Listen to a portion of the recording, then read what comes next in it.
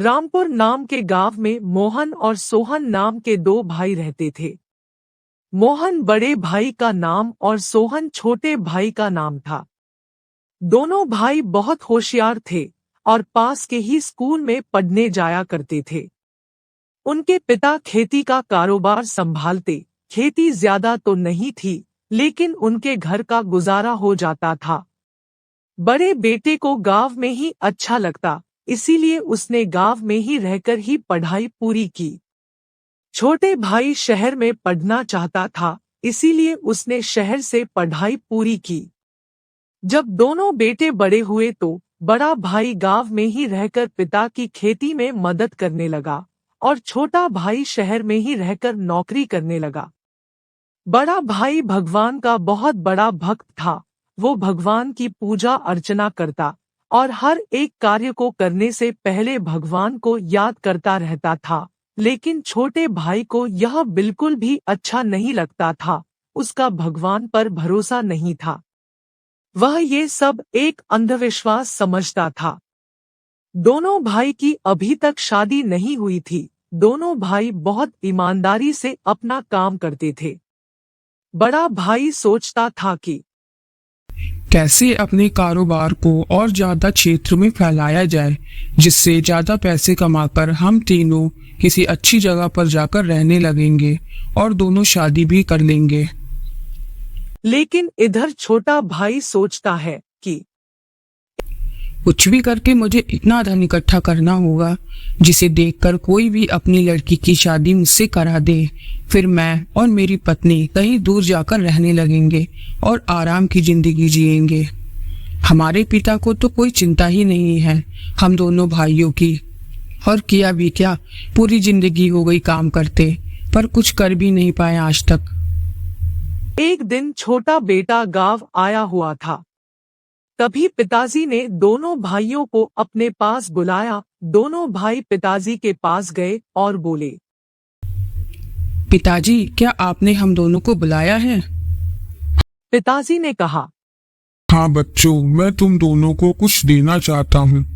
मेरे पास दो अनमोल हीरे हैं जो मेरे दादाजी ने तुम्हारे दादाजी को दिया और तुम्हारे दादाजी ने मुझे दिया था।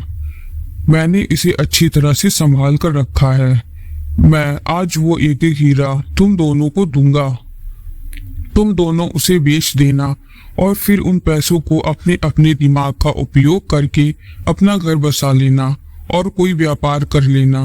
मुझे पता है कि तुम दोनों बहुत होशियार हो। हीरो का सही इस्तेमाल करके जिंदगी में खुशियां भर लेना। अब मेरी जिंदगी तो ढलान की ओर चल पड़ी है। मैं इन हीरो का क्या करूंगा? दोनों भाई अपने अपने हीरे लेकर सोचने लगे कि किस तरह से हीरे का उपयोग किया जाए। बड़े भाई ने सब अपने भगवान पर छोड़ दिया और बोला, प्रभु, आप ही मुझे रास्ता दिखाइए कि क्या मेरे लिए सही है और क्या गलत है।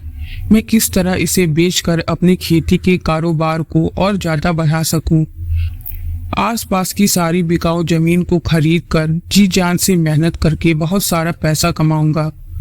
पैसों से गांव में एक घर बनाऊंगा और इतने में कोई ना कोई रिश्ता तो आ ही जाएगा और शादी करके पिताजी के साथ खुशी की जिंदगी जीऊंगा। इधर छोटा भाई सोचता है कि इस हीरो को बेचकर एक बहुत बड़ा घर बनाऊंगा और फिर शादी करके मैं और मेरी पत्नी ऐशो आराम की जिंदगी जिएंगे। हीरा बहुत महंगा है, काफी पैसे भी आ जाएंगे। मुझे तो कोई व्यापार भी करना नहीं पड़ेगा। उसने अपनी नौकरी भी छोड़ दी।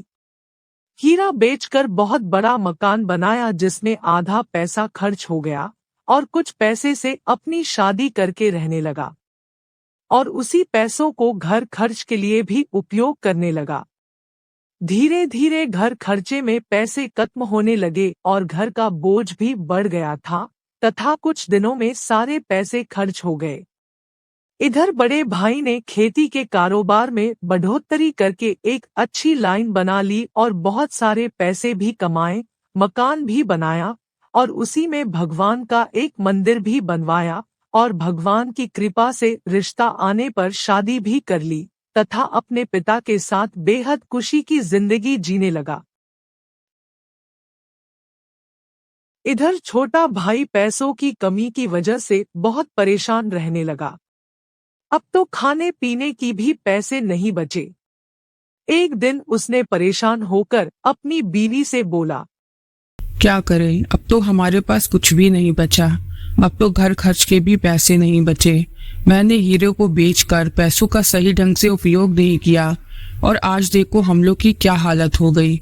हमारे पास कुछ भी नहीं बचा। पिताजी ने कहा था कोई व्यापार कर लेना, मैंने वो भी नहीं किया। हम चलकर आपके बड़े भाई से कुछ मदद मांगते हैं, शायद वो हमारी मदद कर दे। तुमने सही कहा, चलो पिताजी के पास गांव चलते हैं। फिर वह सब गांव चले गए और भाई की संपत्ति देखकर हैरान हो गया। तभी उसकी पत्नी ने पूछा,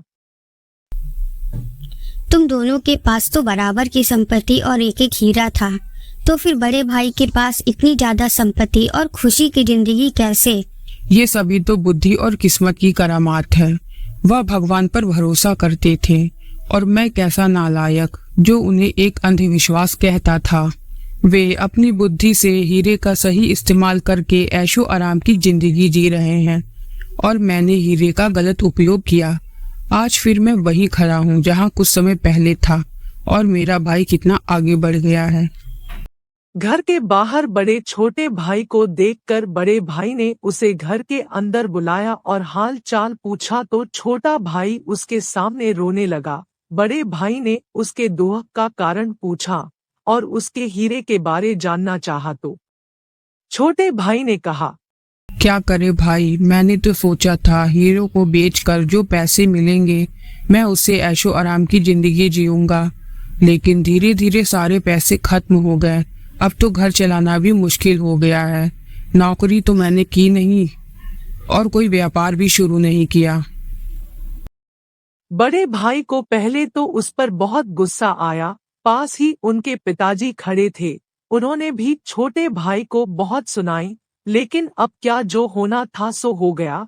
बड़े भाई ने उससे फिर से अपने घर में रख लिया। अब फिर से दोनों भाई मिलाकर कमाने लगे, फिर से वो ही खुशियां महक गई। दोस्तों, कभी भी अपने परिवार के प्रति ईर्ष्या न करें। अपना परिवार अपना होता है, जिसकी जगह कोई नहीं ले सकता है।